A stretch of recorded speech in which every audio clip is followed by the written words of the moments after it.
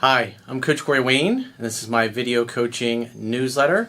And the topic of today's newsletter is going to be, she can't decide between me and another guy. So I got an email here from a guy who lives in a really small town. He sits about 25,000 people. So obviously compared to a town, say like the one where I live in South Florida, where there's literally millions of people down there, just his potential dating pool is a lot smaller. So you can imagine a guy that lives in a really small town, it's going to be a little harder for him to find women that he likes and who likes him, that are single, ready to mingle, just because of the sheer differences in population size. So naturally, it's going to be easy for a guy like that to feel like he's having a scarcity mindset, because he really just physically doesn't have the kinds of choices that a guy who lives in a big city would. And so if you're really into a particular woman and she's dating other guys, just like you should be dating other women to find the best choice for you, he wants to get her to choose him over another guy that she happens to be dating. So you can understand he's just going to naturally be inclined to try to force things, because he's going to be worried about losing her to somebody else, which obviously is the exact opposite that you want to do. So I got a quote that I wrote, and then we'll go through his email. The quote says, "When it comes to dating, it's women who do the choosing on which guy they want to pursue, date, and eventually have a relationship with. Women are more attracted to men whose feelings are unclear and whose attention and validation they have to earn. This is why it's essential when you are dating a woman who has multiple choices with men that you give her the space and time to miss and choose you, instead of trying to force her to choose you. Forcing her to choose is what weak and undesirable men who have no choice with women do, and which ultimately leads to rejection. High value and high status men let women come to them at their own pace and compete for their attention and validation." This reminds me of the older movies, the older black and white movies. This is what you see so much of. The women are always trying to win the men over. And a movie that's always on around the holidays in the United States is the movie It's a Wonderful Life with Jimmy Stewart and Donna Reed. And you see a lot of the themes that I talk about in my first book, 3% Man, playing out in that movie. Donna Reed's character has always had a crush on Jimmy Stewart's character since she was a little girl, and obviously she's always dreamed of one day when they grew up that they would get married and live happily ever after. And so she kind of schemes and plots with other members, other women in the neighborhood, to try to just to get her and him together so the chemistry and the sparks can fly, which they did a great job of capturing that on film. And you'll see there's also some parts in the movie where there's also this really attractive woman, blonde-haired woman, I forget what her name is, who lives in the city, that all the guys in the city are trying to date her and get her to marry them. And so there's a scene where you see Jimmy Stewart's character walking down the street, and he's kind of never really paid much attention, and you can tell she's trying to get his attention and validation, and he's got other things on his mind, and yet there's other guys in the scene that are trying to get her attention and validation. So it's just interesting to see this movie that we're close to 70-something years ago that it was made. You see these themes where the guys that are trying to get her attention and validation, this other particular woman, are basically, she's blowing them off and they're getting ignored. And she's trying to get Jimmy Stewart's attention and validation. And so he's basically got two women in town that are trying to get his attention and validation. But he's got goals, he's got dreams, he's got plans, he's got things that he wants to do. And he's got a good reputation as a good dude.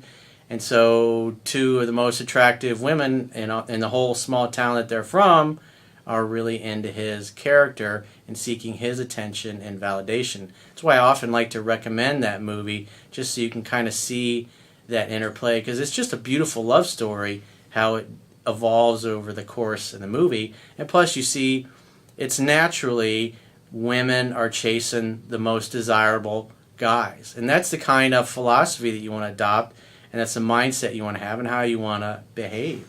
Because if you're like those other, if I remember this scene, there was I think 3 guys I think her character's name was Charlotte, the blonde. I'm not sure about that. You guys can fact check me in the comment. But there's 3 dudes standing around her going, "Hey, baby, we'll be here waiting for you." As she goes over to talk to Jimmy Stewart's character, and those guys get nowhere with her, just like in real life. So it's a great setup for this email that we're going to go through. So he says, "Hi, Coach Corey. I've got a dating situation I'd like to get your read on and advice about. The girl is taking her sweet time to choose between me and another guy." So obviously that bothers you that she's taking her time. And that's part of your problem, is that you're acting like the woman is supposed to act. You should be focused on your purpose and your mission in life and have the attitude that the best girl is going to win me over. Just like Jimmy Stewart's character in It's a Wonderful Life. That was kind of his. He wasn't really even trying to do that. He was just living his life. He really wanted to get out of that town and move away and go see the world and do fun, adventurous things. The last thing he wanted to do was stay in this little town and settle down with one of these beautiful women that wants to have a family and babies with him eventually. But obviously he eventually settles down and they live happily ever after.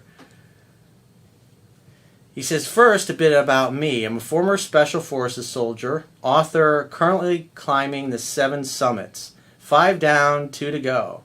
Nice job, dude. Got big plans to start my own business in the future. My point is that I'm a bad motherfucker and I know it, but I suck at dating and relationships. I wouldn't say it's you so much suck at it, you just haven't been employing a good, successful strategy up until this point. And obviously, I go into detail on that in 3% Man. For those of you that don't know, you can read it for free at understandingrelationships.com. All you can do is subscribe to the email newsletter. He says, "I currently live in a small country town, population 25,000. That's pretty small. And work on the oil rigs to save coin for my climbing shenanigans and raise seed capital for my business designs, which should take another 2 years. The time away in small pond makes dating a challenge. The girl lives in said small country town, and we've been in each other's orbit for years. We started dating 2 months ago, but have only had 5 or 6 dates in that time, and why that is will become clear soon. Dating this girl was going great. Sex on the second date, mutual attraction levels off the charts." He might be overrating that a little bit. "But every time our chemistry really started to take off, she pulled back. Or maybe you were a little too overeager and overzealous, and you started over-pursuing and acting too feminine. Kind of like these guys around Charlotte's character in It's a Wonderful Life were doing, where instead of being focused on your mission and purpose, like Jimmy Stewart's character George Bailey was, and really not wanting much to do with women in particular because he had big plans and he didn't want to get sidetracked, be more like Jimmy Stewart's character and less like the beta males that are begging for scraps, basically. After 1.5 months of this, she started setting dates, but then kept flaking and canceling. This went on for about 2 weeks. Well, the important thing is, if she flakes and cancels and then doesn't bring up getting together again, then you just say, hey, well, get in touch when your schedule frees up, and you leave it at that. You don't keep calling and making dates and giving her the opportunity to blow off, because what happens in those moments is she might be more attracted and things might be going better with the other guy. Maybe she's been seeing him longer, so she's a little more emotionally invested with him. And just from what I've read so far in your email, you can tell that you're overeager and you're trying too hard, and you're more in the mindset of seeking her attention and validation instead of just having the attitude, hey, may the best woman win. You're hoping to get her to choose you. It's the wrong mindset, dude. He says, admittedly, I fucked up by making myself too available to her. Due to Corona, I've had a 6-month hiatus between work contracts and too much free time on my hands. When setting a date, I actually said, that's cool, I know you're busy. I don't really have anything that I can't shuffle around. Dipshit move, I know, but that was before I read your book. Well, it's just the whole thing. What you're really communicating is that I will rearrange my schedule for you. I'm completely open, completely available. Again, you're acting more like the guys that are crowding around Charlotte's character than, or maybe it's Violet. I can't remember. But she's the attractive blonde, and there's always 3 or 4 dudes trying to get her attention, treating her like a celebrity as she walks all up and down the street because she's obviously one of the most desirable women in town. He says, during that 2 weeks of flakiness, I realized that I had no idea what was happening and was totally unprepared for the situation. That's when I consulted your videos and bought your book, which I've read 3 times now. Your smack works, dude. It works when you apply it. After 2 weeks of no contact, she finally set a date to talk about what had been going on with her. Definite date set. Sure enough, the allotted time rolled around and she didn't show. Thanks to you, I anticipated this. 15 minutes later, she texted to say she was running late. Yeah, it's pretty rude to not only not show up on time, but to text 15 minutes after you're supposed to be there. What does that tell you about her level of respect for you? Does it sound like she's like, oh, I hope he likes me? Or she's like, yeah, I'll get there when I get there. Having read your book, I replied with, that's cool, I'll just pour myself a glass of wine while I wait. She gave me blow-by-blow updates of her tardiness after that and showed up pronto. Test number 1 in the bag. She showed she was open and honest about what had been troubling her. She had been dating another guy who had asked her for a commitment, and she was now trying to decide between me and the other guy. I realized that while he's honest and genuine, this was a jealousy test to which I responded with nonchalance towards the other guy and genuine confidence that she'd choose me. Well, at the end of the day, like George Bailey's character, it's like the last thing he wants to do is a commitment and settling down. He just wants to have fun because he's planning on getting the hell out of this town anyway, so he's not looking for any entanglements. So test number 2 in the bag, he says. Then she ran another test. I don't know whether I want to live my life following someone else's plans, meaning my plans, the guy who's writing in, he says. I swatted that test away by stating my non-negotiables, summarizing what I believe to be her non-negotiables, showing that I'd listened, and suggesting that all other details were open to compromise if a relationship situation were to develop. Test number 3 in the bag. Over the course of the night, I could feel her attraction level to me growing exponentially. Remember, you must love in such a way that the person you love feels free. And that's what he's doing here. He's giving her the freedom to stay, to go, to choose the other guy, to choose him. He's totally okay with it. Because at the end of the day, he's been getting the milk for free. Why buy the cow when you can get the milk for free? If you have a take it or leave it kind of attitude, you're cool with hanging out, having fun, and hooking up. And you're also cool with her choosing to go and get into a relationship with this other guy and never see her again. Either way, it's cool. You got the milk for free. How is it not a victory? With each past test, thanks to your guidance, I could almost pick the moment she started convincing herself around to my way of thinking. We had sex and her attraction level had never been higher. During the date, she actually said, "You're melting me. And I'm glad I saw you because this has made my decision so much clearer. You must love in such a way that the person you love feels free." That's what he did. She could stay, she could go. Either way, he's cool. As a friend of mine would say, she's replaceable. She texted to thank me for the date later that night, and I thought I'd press my advantage by asking her out on the next date, to which she said, "I'll be in touch." He says, perimeter breached, acknowledged, no contact rule initiated. Well, you got to think of it, you have that attitude towards no contact rule like it's a tool. It's really not. It's negotiation.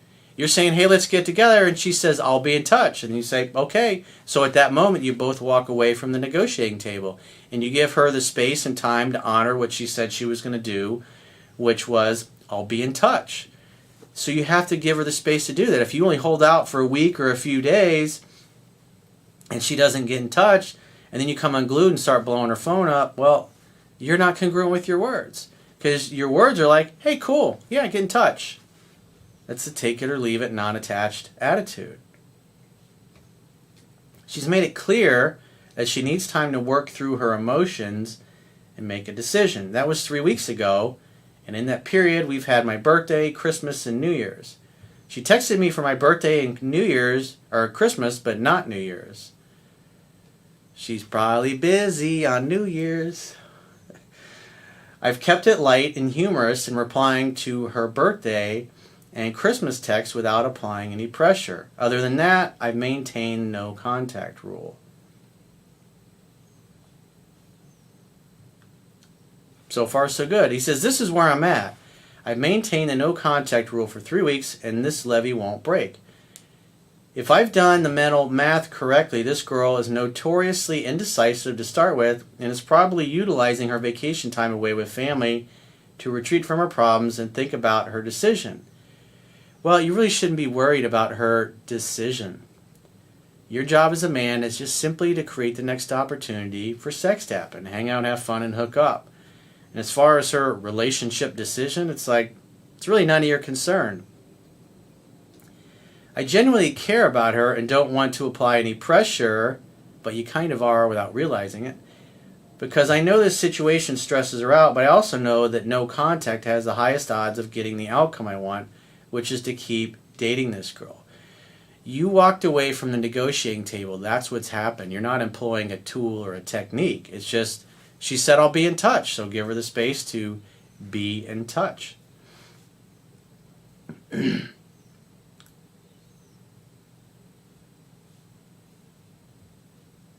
So one thing I will say is that if she texted you for birthday and Christmas, that was her getting in touch. So you should have used those as opportunities to say, hey, let's get together. Remember, she said, I'll be in touch. So she reached out. Sounds like you might have been hoping that she would ask you out, which is most women won't do that. So I would say that was probably a missed opportunity.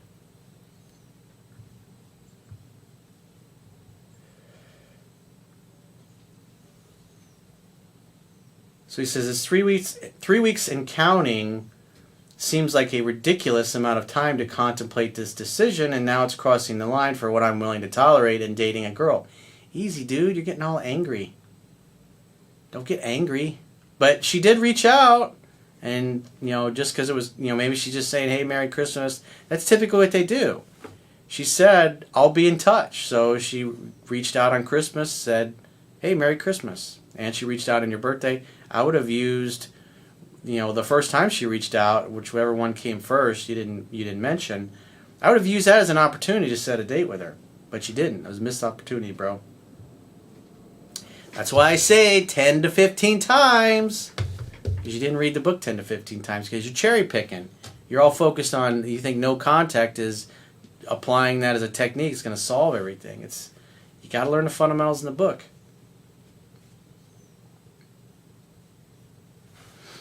He says, I've started dating other girls that I'm not particularly interested in, small town, slim pickings, and whatnot.